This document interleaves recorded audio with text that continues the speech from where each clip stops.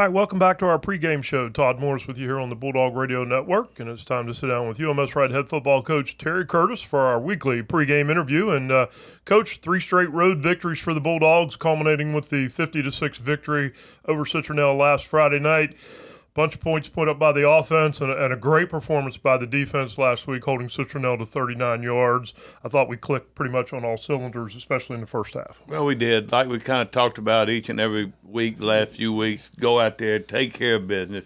Don't let them sit around the game because then they get confidence and then you in for a long night. And we were able to do that again. I think we scored on every possession the first half, and except for the first one. Right. The first one, we had some mistakes, and I said, "Oh no, here we go." You know exactly what we've been talking about, and but it didn't happen. They picked it up, and we scored every series, and as long as the first group played, and saw some good stuff, and a lot of different people played. It looked like they were having fun, and letting some of the seniors score who don't necessarily get to carry the ball, and that was good to see.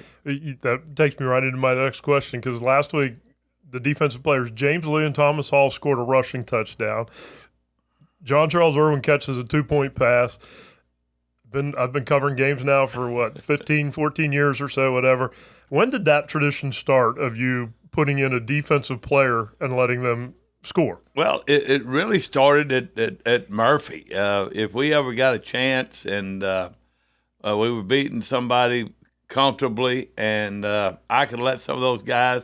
I usually use linemen, but I got started this time with those linebackers. They've been so important to the program, and I'd put in some plays a couple weeks ago for James at the goal line, and then we had the 2-point play for JC.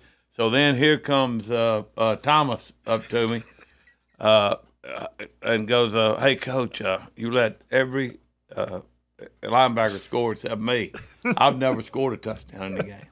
So, I wasn't pulling for my boy Perry Hand to not make the touchdown, but he got stopped about the one, and I said, "Well, here's my chance." Yeah. So I put Thomas out there, and he was like a kid at Christmas. So so it was good to see that, and I've always had, Todd, a kind of a thing for seniors. I just feel like they need to be your leaders. They need to be the guys that are going to carry you, and I just have always believed that. And if I can take care of them, I'm going to do that. Well, I'm happy that Bar Shavers now has 6 carries at the fullback position. You're running fullback trap. Yep. I love it. Yeah, ran it twice in a row. I know. And then ran dive, and he scored. So it's good.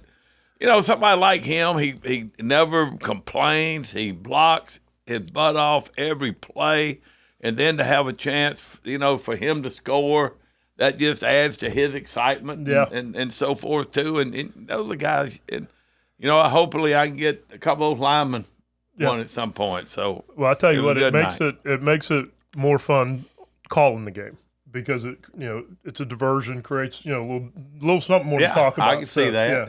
Yeah. All right, well, it's here. Game 9 against Faith Academy, a game we've been talking about for some time. I think everybody's since it's been a month since we played a home game. If you add in the really 5 weeks, I know you add in the off week and everything, and so since we played Viger, I think everybody's kind of circled this date, and so here we are. We get to be back home, which I'm so excited about that we get to do that. But you've had 3 straight games where you've said, we take care of business. We're supposed to win those games. Now here comes the number 7th ranked team in 5A, and a team that. We dominated early when we started playing, but the last few years we've had some really competitive games. So what are you telling the kids this week? Are we doing anything different? Are we approaching it different? How's the week been? Well, of course, you don't really have to say anything to them. Right. They know this week's different. They're playing for a region championship tonight. That's very important. That's one of our goals at the start of the year. We're playing a good football team. We're playing someone that we know pretty well. They have all kind of athletes all over the field. Way more probably athletically than we are, but they're always excited to play those games. They're it's homecoming. not because of who we were playing, but because it was the only time we could have it, The pretty schedule. much. So haven't been on the road, but you don't have to talk about it. They know the importance of it. What we've talked about is this is why you're at UMS Wright. This is what you have watched since kindergarten. Right. With the guys before you play in big games like this. Half the teams in Alabama this week are just trying to finish the season. You're playing for a lot at stake, and that's important. That's gratifying, and you should be very proud to have that opportunity. When you look at it, Faith Academy's led by their running back, Christian Barnett.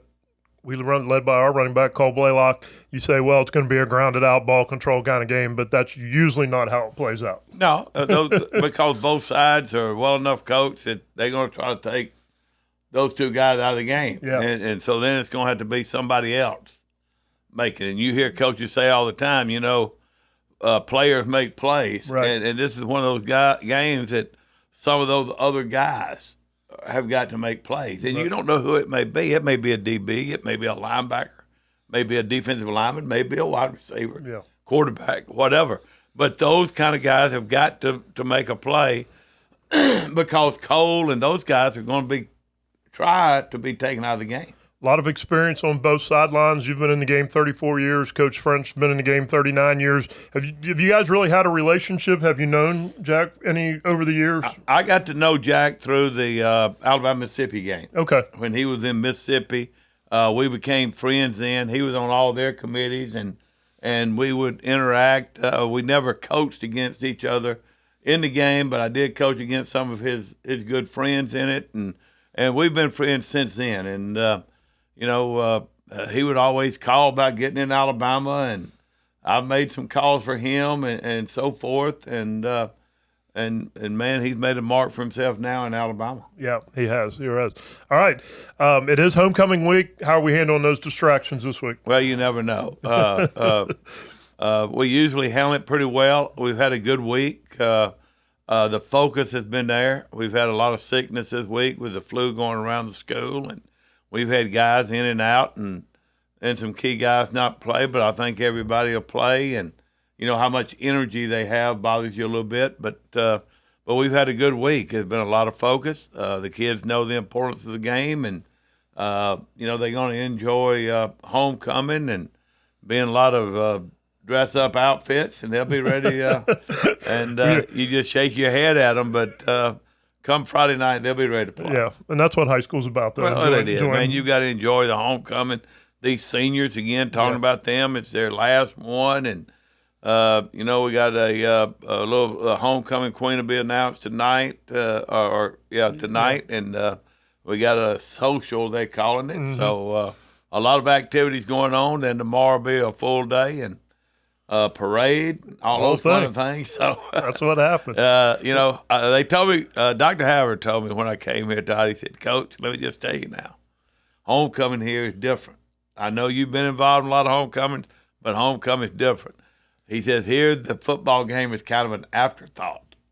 So we have tried to change that. So we're trying to build up to the game, but there's a lot of activities leading up to it. And it should be a good crowd. Last week we talked about the game in the North, Leeds and Moody probably being the number one game in 5A. This week I would say we're the number one game in 5A when you have the number one team playing the number 17. Well, you do, and I was looking at it, and I think 4A through 7A throughout the state, 1 versus 3, 1 versus 2 in every class. And that's the way it should be. The good teams playing at the end for the championship in the region and playoff positioning and so forth. And, man, it just gets you kind of in the playoff mood.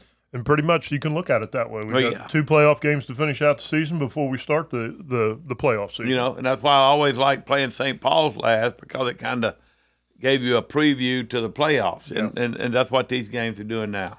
All right, Coach, thanks for joining us on the pregame show. We always appreciate hearing from you each and every week. Good luck tonight, and glad to be back home. Sure. Go Dogs. All right.